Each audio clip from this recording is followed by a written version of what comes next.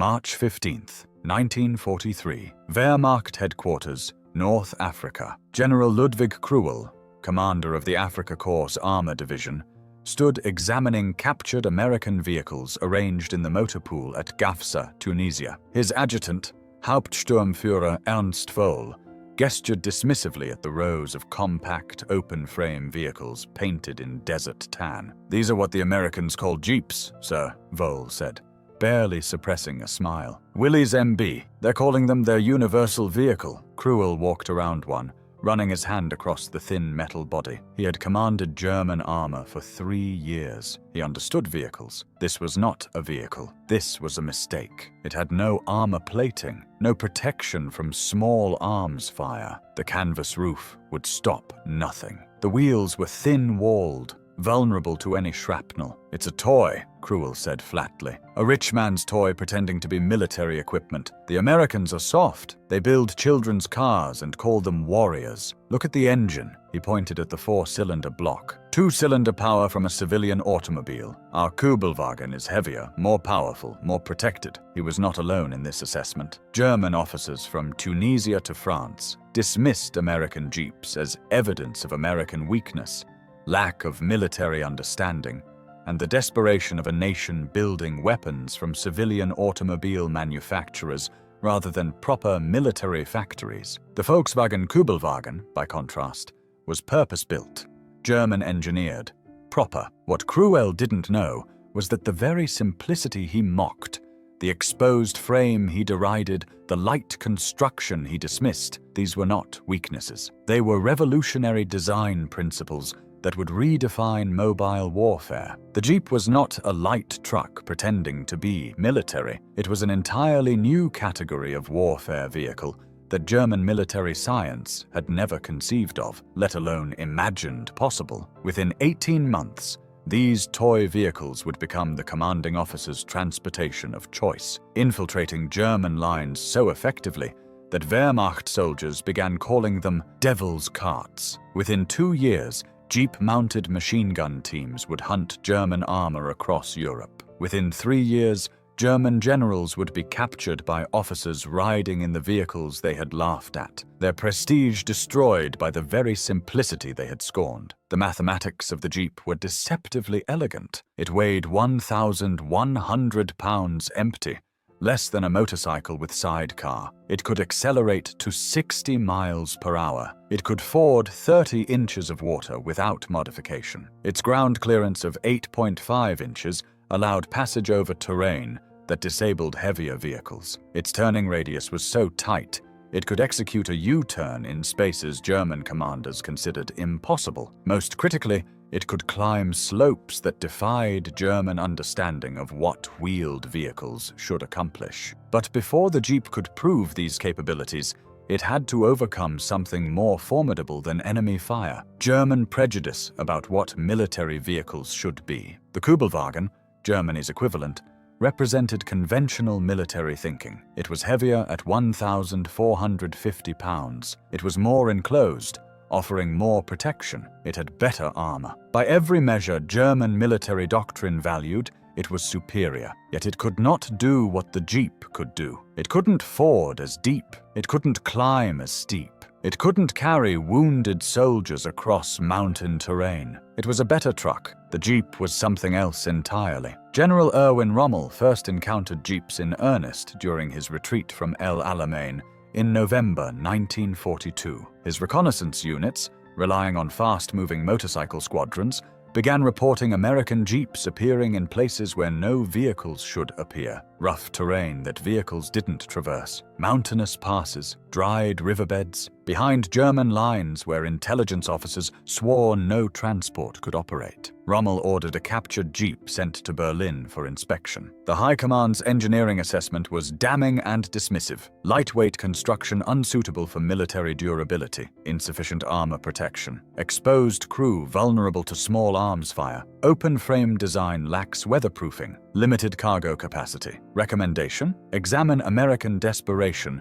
that produced such inadequate military equipment. What Berlin's engineers failed to understand was that they were evaluating the Jeep by the wrong criteria. It was not meant to replace the truck. It was not meant to compete with the Kugelwagen as a general-purpose vehicle. It was something unprecedented, a vehicle that prioritized mobility and accessibility over protection and firepower. It was designed to go where protected vehicles couldn't, to operate in terrain that defeated conventional transport, to be maintained by soldiers with limited technical training. By the time German High Command understood this distinction, American forces had already transformed the Jeep into something no German officer had predicted. In North Africa, Jeeps mounted with .50 caliber machine guns began appearing in reconnaissance squadrons. Long-range desert group teams drove across the Sahara in Jeeps, conducting sabotage missions 500 miles behind German lines. Intelligence officers began traveling exclusively by Jeep, reasoning that speed through hostile territory was more valuable than armor plate. German armor commanders began reporting a startling tactical reality. Jeeps were proving more tactically flexible than conventional vehicles. They could follow tank columns across terrain that support vehicles couldn't traverse. When armor got bogged down crossing wadis or mountain passes, Jeeps could scout ahead, find alternate routes, coordinate with following units. In a blitzkrieg doctrine that valued speed and maneuver above all, the Jeep, with its revolutionary terrain crossing capabilities, became tactically central. The psychological turning point came in Italy, March 1944. General Friedrich von Senger, commanding German forces in the mountains south of Cassino, received an intelligence report from his reconnaissance units that seemed impossible. American Jeeps had been observed on mountain roads that German staff maps marked as impassable, even for foot traffic. Not paths, not goat trails, but vertical slopes where vehicles belonged nowhere. Von Senger personally motored to observe. What he witnessed shattered 3 years of assumptions about vehicles and terrain. An American supply column of Jeeps negotiated a mountain pass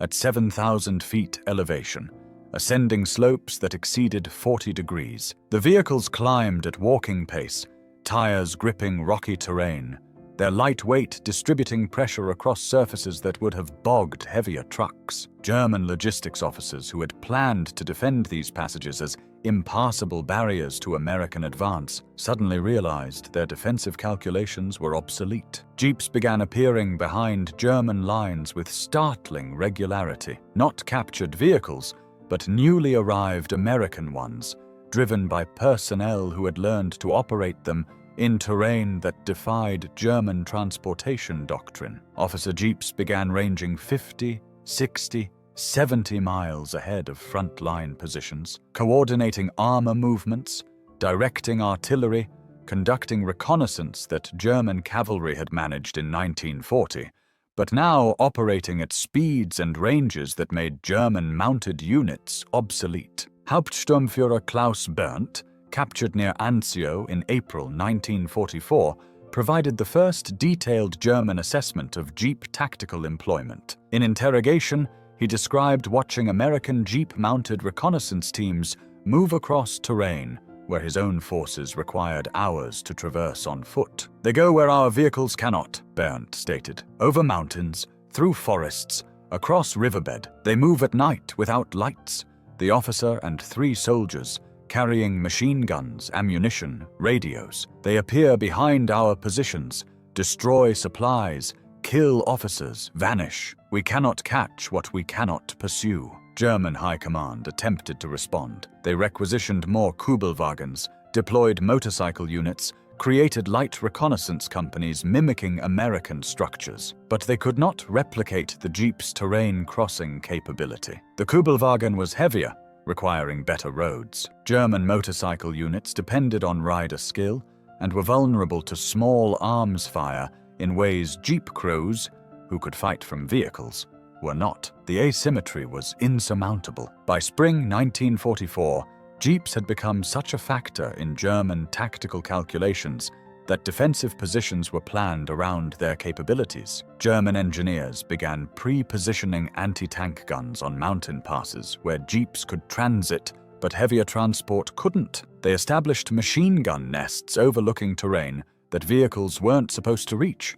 now that Americans were reaching it routinely in jeeps. The psychological impact on German troops was profound and corrosive. Soldiers began reporting seeing jeeps in places that should have been secure. The vehicles acquired a reputation for omnipresence. German generals, accustomed to controlling the tempo of warfare through armor superiority, found themselves constantly reacting to jeep-mounted American reconnaissance that operated faster and more flexibly than German armor could respond. After the Normandy invasion, the jeep's role transformed again, this time into an instrument of operational mobility that paralleled the Red Ball Express in strategic importance. General Omar Bradley's First Army employed jeeps in a role that German military science had never contemplated, as operational command vehicles capable of moving division headquarters across 100 miles of terrain in a single day. Division commanders traveled by jeep to frontline positions, surveying terrain in ways that German generals, bound to their command posts by radio and courier, could not. General Patton took this to its extreme. He personally traveled by jeep across hundreds of miles of advancing terrain, often ahead of his own armor. German intelligence officers reported with disbelief that the American commanding general was traveling in a jeep, the most vulnerable vehicle imaginable, hundreds of miles forward of secured positions. To German military thinking, this was insanity. A general traveling unarmored, with minimal escort, in the most exposed vehicle conceivable. What German officers failed to comprehend was that Patton understood something they did not: the jeep's speed, its terrain-crossing capability, its to appear and disappear. These made it tactically safer than a heavier command vehicle. A division commander in an armored half-track was visible, trackable, predictable. A general in a jeep could move across terrain where German anti-tank guns couldn't be positioned, could appear in locations Germans deemed impossible to reach. By August 1944, German General Staff reports acknowledged that the American jeep had become central to American tactical superiority. Not because it was a better vehicle. German engineers maintained the Kübelwagen was superior as a general-purpose vehicle, but because Americans had recognized something Germans had not: that terrain-crossing capability, accessibility, and operational mobility could be as important as firepower or protection. Oberfuhrer Hans Philipp, observing American operations across northern France, wrote in his intelligence assessment, "The Americans have achieved tactical flexibility we cannot match. Their small vehicles traverse terrain that stops our transport. Their division commanders operate at speeds we cannot coordinate against. The jeep is not a superior vehicle by engineering standards. It is a superior vehicle by tactical doctrine. They have designed warfare around what their vehicles can do. We have designed vehicles around what warfare requires, which is not the same thing." German efforts to reverse engineer and replicate the jeep failed. They attempted to manufacture captured vehicles, but German production standards and precision manufacturing couldn't match American methods. More fundamentally, German doctrine remained oriented toward heavier, more protected vehicles. The cultural and institutional commitment to armor plate and protection ran too deep. The Red Jeep, as some German soldiers called the American vehicles, represented not just a vehicle, but a philosophy. American military thinking that valued mobility and accessibility over protection, that recognized terrain-crossing capability as strategically important, that understood that speed could be as valuable as armor, that small, lightweight, simple vehicles could accomplish missions that heavier, more professional vehicles could not. By the time German forces retreated into their homeland in early 1945, jeeps were fixtures of American tactical operations. Officers commanded from jeeps. Supply lines were coordinated by jeep-mounted personnel. Reconnaissance operated almost exclusively from jeep-mounted teams. German defensive positions had to account for jeep mobility in ways they had never planned. In his final assessment after the war, General Heinz Guderian, father of German Blitzkrieg doctrine, reflected on the Jeep's impact. We built vehicles for warfare as we understood it. The Americans built vehicles that redefined what warfare could be. The Jeep was not superior engineering, it was superior vision. They saw that a 4-cylinder engine in a light frame could accomplish things our heavy vehicles could not. We laughed at it as a toy. It was a revolution pretending to be simple. German generals captured in 1945 were often interrogated in Jeeps, transported by their former enemies in the vehicles they had mocked. The symbolic irony was not lost on American intelligence officers. The generals who had dismissed Jeeps as toys were now riding in them as prisoners. The final testimony came from Feldmarschall Erwin Rommel, in writing before his death, reflecting on his observations of American military innovation. The Jeep seemed insignificant when first encountered, a light vehicle, thin-skinned, apparently inadequate by German standards. Only later did we understand that it represented an entirely different approach to warfare. The Americans had taken what seemed like a limitation, lightness, minimal armor, small engine, and transformed it into advantages. Terrain accessibility, operational speed, tactical flexibility. We were still thinking in terms of 1940s warfare. They were inventing 1945's warfare. The Willys MB Jeep produced over 650,000 units during and after World War II. It went on to serve in every American military operation for the next 60 years. It inspired military vehicle design worldwide. The basic principles Willys had implemented,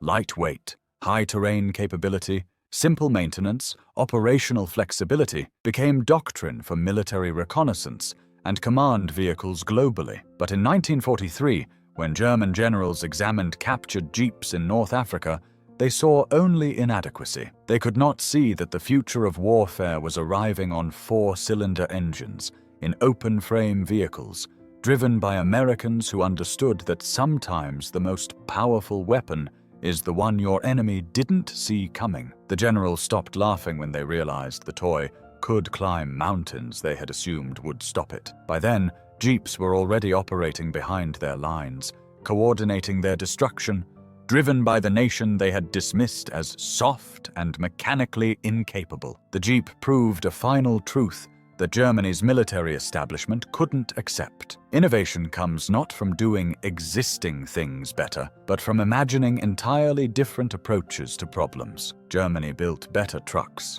America invented a new category of vehicle and built it with such focus and simplicity that it revolutionized warfare. The toy had become a weapon, and the generals' laughter had transformed into the sound of Jeeps disappearing into mountain terrain they had sworn no vehicle could reach.